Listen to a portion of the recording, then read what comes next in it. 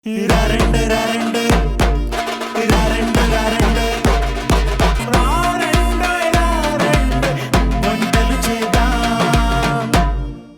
Hello welcome to రారండోయ్ వంటలు చేద్దాం. మరి ఈ రోజు బాచుపల్లి నుంచి రాజలక్ష్మి గారు వచ్చేసారండి. మనందరితోటి చక్కగా ఆవిడికి తెలిసిన 2 రెసిపీస్ ని పంచుకోవడానికి. మరి మీరు కూడా మీకు తెలిసిన రెసిపీస్ ని ఈ షో ద్వారా ప్రేక్షకులందరితో పంచుకోవాలి అనుకుంటున్నారా? అయితే మీరు కాల్ చేయాల్సిన నంబర్ 8008054321. వెంటనే కాల్ చేయండి. ఇక్కడికి వచ్చి పార్టిసిపేట్ చేసి ఒక చక్కటి గిఫ్ట్ ని కూడా తీసుకొని వెళ్ళిపోవచ్చు. మరి ఏమాత్రం ఆలస్యం చేయకుండా ఇవాళ ఎపిసోడ్ స్టార్ట్ చేసేద్దామా?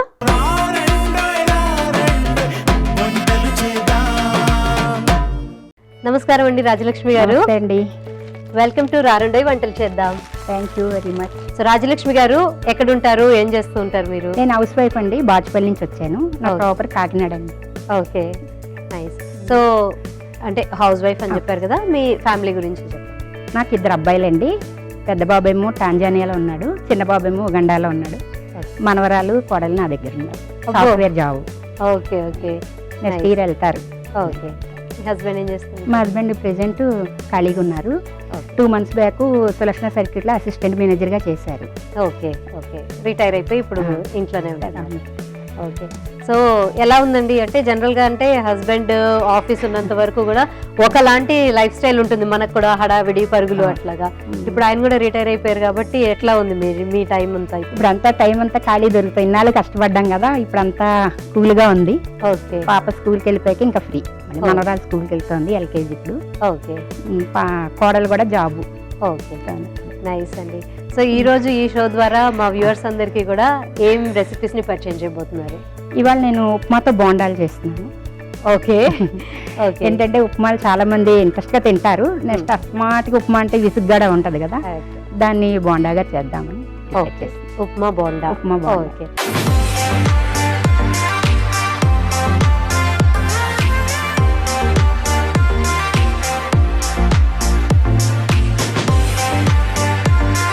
మరి దానికి కావాల్సిన పదార్థాలు ఏంటో చూద్దామా?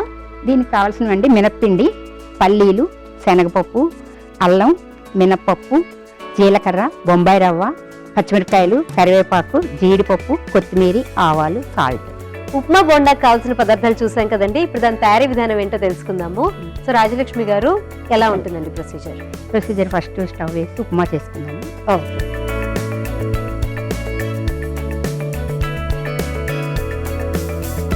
మనం ఉప్మాకి రెడీ చేసుకున్న ముందర ఆయిల్ కూడా ఇక్కడ పెట్టుకుందామండి. ఆయిల్ కూడా వెలిగించండి.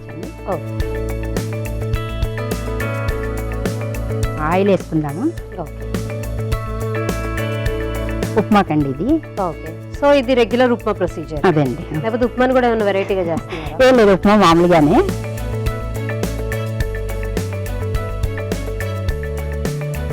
నూనె కాగాక అందరూ ఏం చేస్తారంటే ఫస్ట్ ఆవాలు వేస్తారండి. ఆవాలు వేయకూడదు, పల్లీలు వేయాలి. పల్లీలు వేస్తే ఏంటంటే బాగా వేగుతాయి. పల్లీలు వేగాక శనగపప్పు వేయాలి.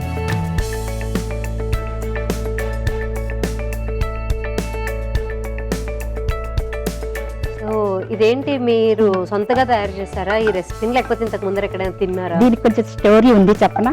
చెప్పండి. ఇది అసలు ఉప్మా బోండాలు అన్నది మాకు తెలీదు. అయితే నా మ్యారేజ్ 90s లో అయింది. అయితేనేమో ఆ రోజు మార్నింగ్ ఇడ్లీ వడ అవి చేశారు, టిఫిన్ చేశారు. ఈలోగానే మగపిల్లి వారు అలవాటు పెడతారు కదా మన్ని. అంతా అయిపోయాక 11 గంటలకి అలాగా మగపిల్లి వారు వస్తున్నారు అంటే ఇంకా వంట వాళ్ళకి చెప్తారు. ఎప్పుడంటే క్యాటరింగ్ అవన్నీ ఉన్నాయి, అప్పట్లో ఏం లేవు కదా క్యాటరింగ్. వాళ్ళు వస్తున్నారు కదా చేయండి అని వంట వాళ్ళకి ఆర్డర్ చేశారు. వాళ్ళు ఏం చేశారు, 3-4 కేజీలు ఉప్మా చేశారు, తొందరగా అవుతుంది. అయ్యేసరికి వచ్చింది 10 మంది. ఆ రోజు బస్సు లేట్ అయ్యి వాళ్ళు 12 గంటలకు వచ్చారు. ఇంక ఉప్మాలో తింటారు, ఎండలో వచ్చిన అందులో మేలు అయిందన్నమాట. ఆ ఉప్మా ఎలా పడితే అలా ఉండిపోయింది మొత్తం. ఇంకా వాళ్ళది తప్పు కాదు కదా, ఎంతమంది వస్తున్నారని మనం అడగలేము. వాళ్ళు వస్తున్నారని కానీ ఎంతమంది అని కౌంట్ చేయలేదు. వీళ్ళేమో ఒక 4 కేజీలు 3 కేజీలు ఎక్కువ చేశారు. ఇంకా ఏం చేయాలి, ఇంకా వాళ్ళు లంచ్ టైం అయిపోయింది, భోజనాలు అన్నీ అయిపోగానే ఇంకా వంటింట్లోకి వెళ్తే ఉప్మా ఎలా పడితే అలా ఉంది. అప్పుడు మా బాబాయ్ గారు మాట నర్సాపురంలో ఉంటారు. ఆయన ఏం చేశారంటే మగబెల్లి వారికి ఈవినింగ్ స్నాక్స్ ఇవ్వాలి కదా, ఇది రెడీ చేద్దాం అంటే అప్పట్లో ఏంటంటే అండి మినపప్పు బియ్యం మనకి పిండి పట్టించుకునేవారు. ఇప్పుడంటే దోశల పిండి అవన్నీ, కానీ ఒక మ్యారేజ్లు వచ్చినా ఏది వచ్చినా మినపప్పు బియ్యం స్టాక్ పెట్టుకునేవారు. అలా పెట్టగానే ఇంకా ఏం చేశారంటే అదంతా ఇలా తోపు చేసుకున్నాను. ఓకే. మినప్పప్పు బియ్యం కలిపేసి పిండి పొడుపుండి ఉంటుంది కదా, ఒక 3 hours ముందు నానబెట్టారు. నానబెట్టి ఉప్మాను చేయమని చెప్పి బౌల్గా చేసి ఉప్మా చేయించారు మా బాబాయ్య. చేయించి ఇంకా మగవాళ్ళకి వెళ్ళి వారికి పల్లీలు పుట్నాలకి కొబ్బరి కలిపి చట్నీ చేయించారు. ఇంకా ఉప్మా అంతా అయిపోయింది అనమాట, స్నాక్స్ కింద ఈవినింగ్. అలాగా ఆ స్టోరీ అనమాట. ఆ విషయం ఆయనకు తెలుసా, ఇలా మిగిలిపోయిన ఉప్మాని వాళ్ళు పెట్టారు? మిగిలిన అనలేదు, ఉప్మా చేయించామని చెప్తాం, వాళ్ళకి ఏం చేసింది తెలియదు కదా. ఎప్పటికీ అది గుర్తొస్తుంది చేసినప్పుడు. అలా తర్వాత ఆవాలు వేసుకోవాలి. అయితే తిన్నాక వాళ్ళకి ఏంటో అర్థం అవ్వలేదు ఫస్ట్. మన ఆంధ్ర సైడ్ కొన్ని ఇచ్చాడు అర్థం అన్నమాట. మా వారికి తెలంగాణలో సూర్యాపేట. ఓకే. ఇంకా అందరూ తిన్నారు, చాలా బాగుంది చాలా బాగుంది అని అన్నారు. ఇదేదో సైడ్ రెసిపీ బాగా నచ్చింది. నెక్స్ట్ ఏంటంటే వాళ్ళకి ఏంటంటే కొన్ని తెలియవు కదా ఐటమ్స్, మన సైడ్ ఉన్నవి తెలియదు. అందులో ఏంటంటే గోంగూర పచ్చడి, కందిపొడి అవన్నీ మెయిన్ మాట. ఓహో ఇదొకటి ఏదో ఐటమ్ లే అని చెప్పి తిన్నాక తర్వాత అడిగారు స్వీట్, కాజాను, మైసూర్ పక్కన ఏదో చేయించారు. అవన్నీ తిన్నాక ఇవి కూడా పెట్టారు.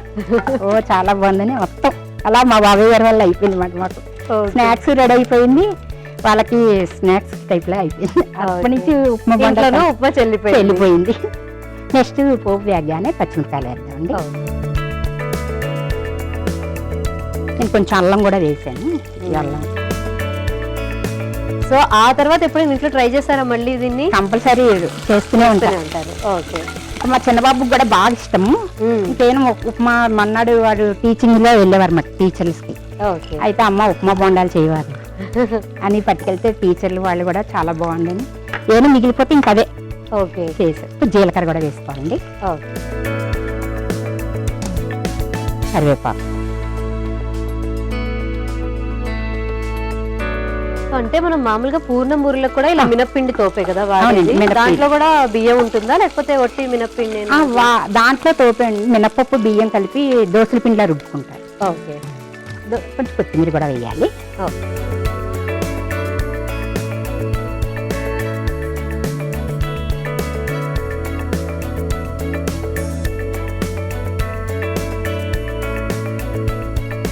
అలా మాట స్టోరీ ఉప్మా బొండాలకి. బాగుంది, స్టోరీ బాగుంది కదా. మరి బొండాలు ఎట్లా ఉంటాయో తిని చూసి చెప్తాను. సాల్ట్ కూడా వేసుకుందాం.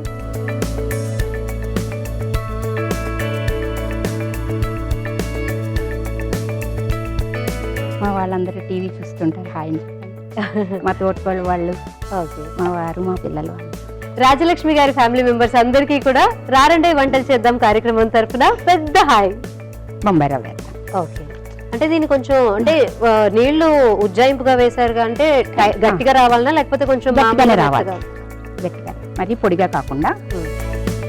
అంటే కొంతమంది 1కి 3, 1కి 4 కూడా నీళ్లు వేస్తూ ఉంటారు కదా బొంబాయి రవ్వ ఉప్మా కోసం. అవునా, దీనికి సమానంగా చాలు, 1, 1.5 చాలండి. నేను ఉజ్జాయింపుగానే వేసాను. ఓకే. సో ఎందుకంటే అది ఉండలు చుట్టాలి కాబట్టి 1, 1.5 వేస్తే బాగా సరిపోతుంది.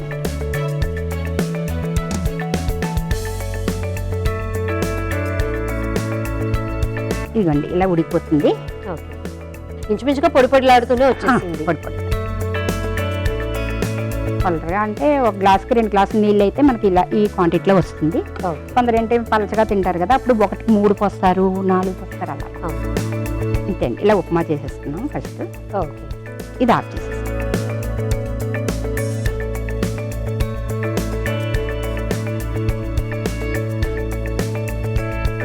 ఇప్పుడు ఉప్మా అయిపోయింది కదండి, దీన్ని ఉండలు చేసుకుందాము.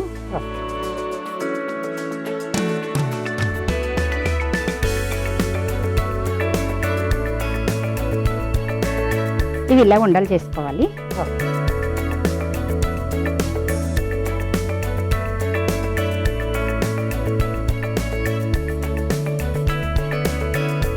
ఇలా ఉండలు చేసేసుకున్నాక ఇది నేను ఏం చేశానంటే మినపప్పు బియ్యం పొడిపిండి అండి, ఒక 2 hours ముందు నానబెట్టి తీసుకొచ్చాను. దీంట్లో వేసేసుకోవచ్చు.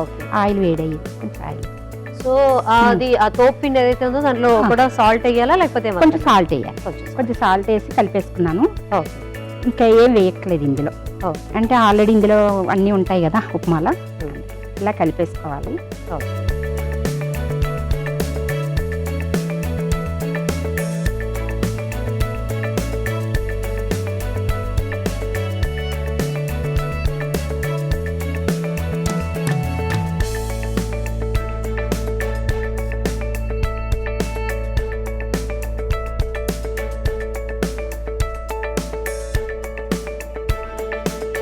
స్పూన్తో వేయచ్చు కానీ చెయ్యి అంతా అవుతుంది కదా, ఉండ మొత్తం పట్టాలని దీంతోనే హ్యాండ్స్ వేస్తే బాగుంది.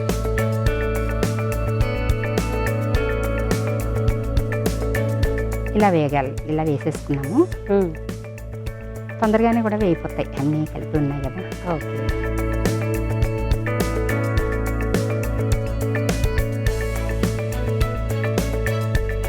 ఇలా వేయిపోయి కదండి, చాలు.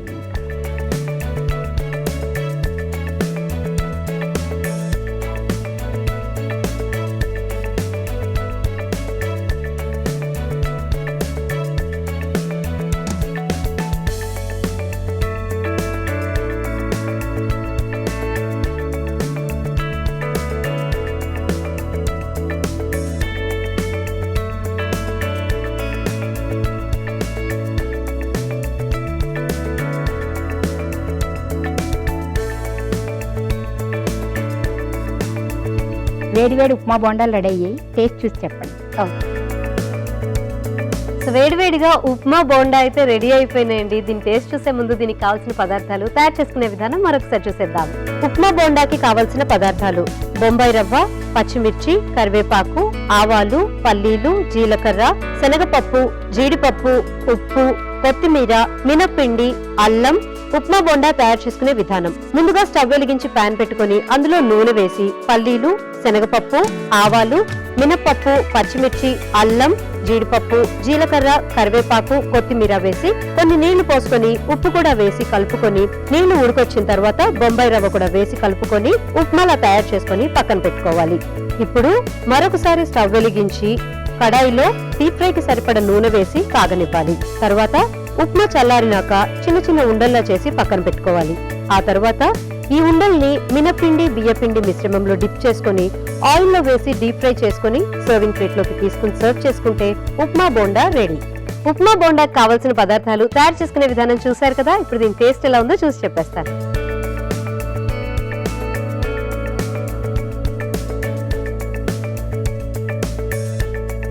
ఇంతటి టేస్టీ ఉప్మా ఎవరు తినుండరండి.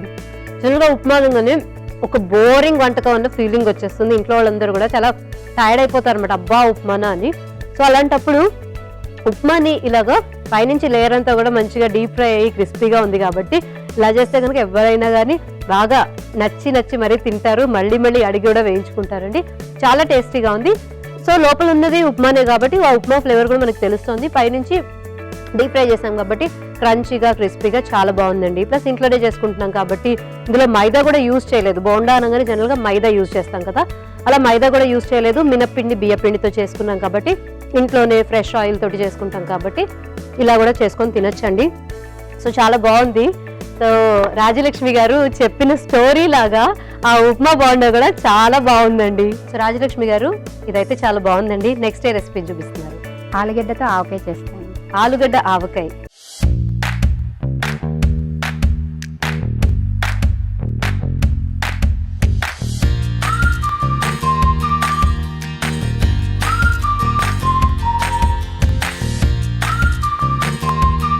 మరి దానికి కావాల్సిన పదార్థాలు చూద్దామా? ఓకే.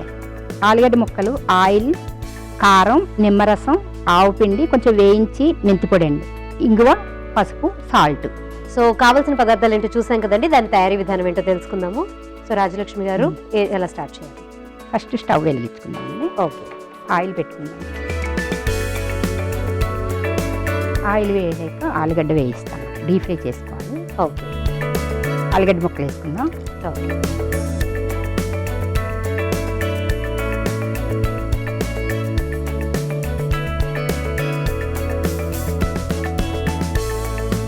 ఈ పచ్చడి మా అత్తగారు వాళ్ళు చేసేవారు.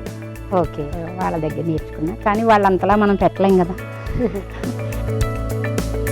మా అత్తగారు అన్ని వెరైటీలు చేసేవారు. ఆలుగడ్డ ఆవకాయ, నీళ్ళ ఆవకాయ, మసాలా ఆవకాయ, శనగల ఆవకాయ.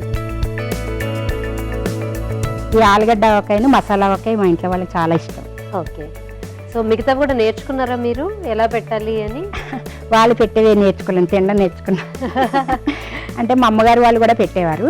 అవి కొన్ని వచ్చు నాకు. పెసరావకాయ, నువ్వుపప్పు ఆవకాయ, బెల్లం ఆవకాయ, బెల్లం మాగి అలాంటివన్నీ వచ్చు. కొంచెం మా అత్తగారు వాళ్ళు పెట్టి నేర్చుకున్నా కానీ వాళ్ళంతలా రాలేదు. బాగా పెట్టేవారు. అల్లం పేస్టులతో అన్నీ వేసి చాలా బాగా చేసేవారు. మా తోటకూల వాళ్ళు కూడా బాగా చేస్తారు.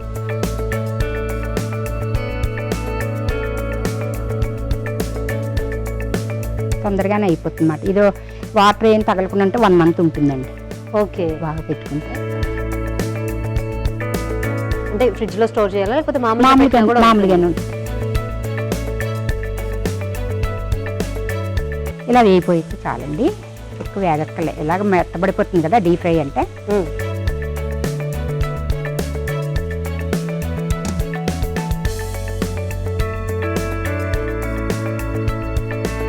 స్మెల్ వస్తుంది కదా ఆలు వేసిన చిప్స్ వాటికి చేసుకుంటాం కదండి, అలాగే.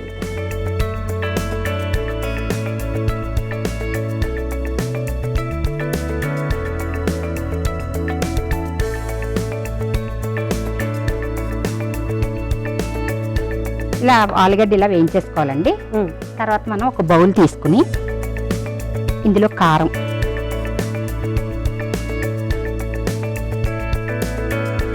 కొంచెం ఆవపిండి,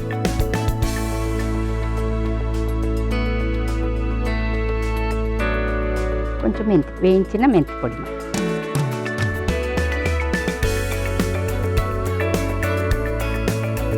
కొంచెం పసుపు, కొంచెం సాల్ట్,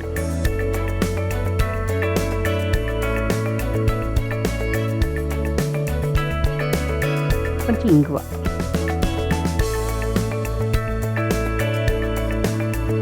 ఇలా కలిపేసుకుని కొంచెం నిమ్మరసం,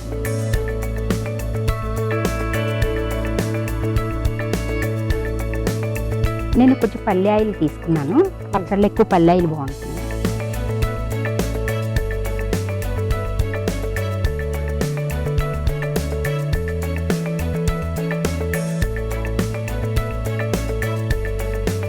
ఇప్పుడు ఆలుగడ్డ ముక్కలు ఇట్లా వేసేసుకోండి.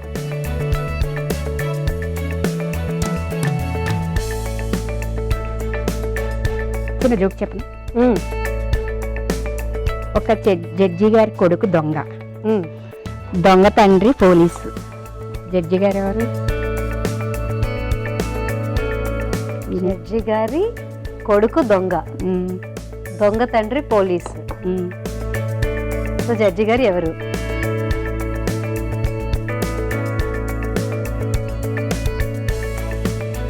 ఎవరు ఎవరు చెప్పండి, లేకపోతే మన ప్రేక్షకులందరూ కూడా పిచ్చెక్కిపోతుంది అనమాట వాళ్ళకి ఆన్సర్ తెలియకపోతే. చెప్పేనా? చెప్పండి. భార్య, తల్లి మాట, దొంగ తల్లి జడ్జి. ఓకే, తండ్రి గారి భార్య జడ్జి గారు మాట. జడ్జి గారు ఎవరన్నాను కానీ ఆడవాళ్ళ మగవాళ్ళు అనలేదు కదా. Okay okay.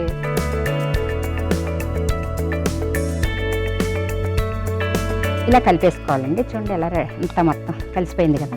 ఓకే, ఈ బౌల్లో తీసుకుందాం. ఓకే,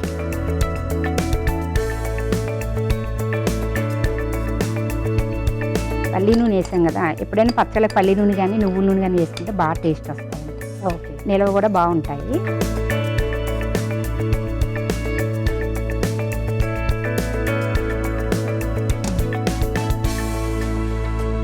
ఆలుగడ్డ ఆవకాయ రెడీ అయ్యింది. టేస్ట్ చూసి చెప్పండి. ఓకే,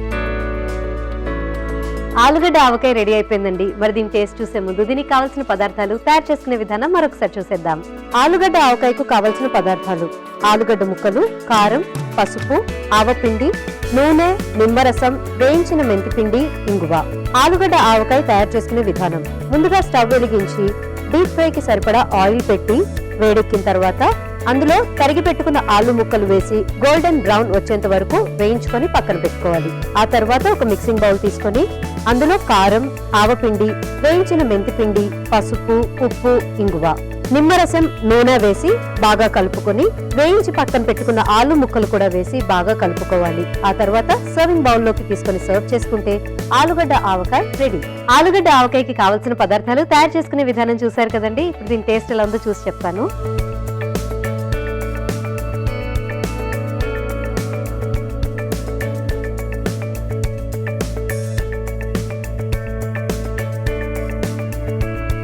మనకి బాగా డీప్ ఫ్రై చేసిన ఆలు ఎలా అయితే ఉంటుందో ఇంచుమించుగా అలాగే ఉందండి. ఎందుకంటే ఆలుని డీప్ ఫ్రై చేసాము, కాకపోతే ఇందులో ఏంటంటే అడిషనల్గా ఆవపిండి ఫ్లేవర్ అనేది తెలుస్తుంది.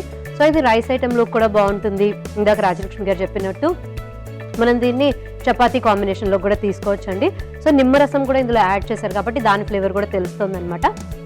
లైట్గా మెంతి పిండి. సో ఓవరాల్గా ఏంటంటే ఇదంతా ఆవకాయ పెట్టడానికి ఏవేవైతే ఇంగ్రీడియంట్స్ యూజ్ చేస్తారో అవన్నీ తీసుకొని ఆలుతోటి కొంచెం డిఫరెంట్గా ట్రై చేశారు. బాగుందండి, చాలా టేస్టీగా ఉంది. మీరు కూడా ఇంట్లో డెఫినెట్గా ట్రై చేయండి. సో రాజలక్ష్మి గారు బాగున్నాయండి 2 రెసిపీస్ కూడా. థ్యాంక్స్ అండి. ఉప్మా బోండా అలాగే ఆలుగడ్డ ఆవకాయ 2 కూడా కొంచెం కొత్తగా ఉన్నాయి. ప్రేక్షకులు అయితే డెఫినెట్గా వాళ్ళు ఫస్ట్ టైం ఇవి వింటున్నట్టు చూస్తున్నట్టు నాకు కూడా అనిపిస్తుంది. సో ఇంత చక్కటి యూనిక్ రెసిపీస్ని నాతో పాటు మా వ్యూవర్స్ అందరితో కూడా పంచుకున్నందుకు మా షో తరఫున మీకు మంచి గిఫ్ట్ అండి.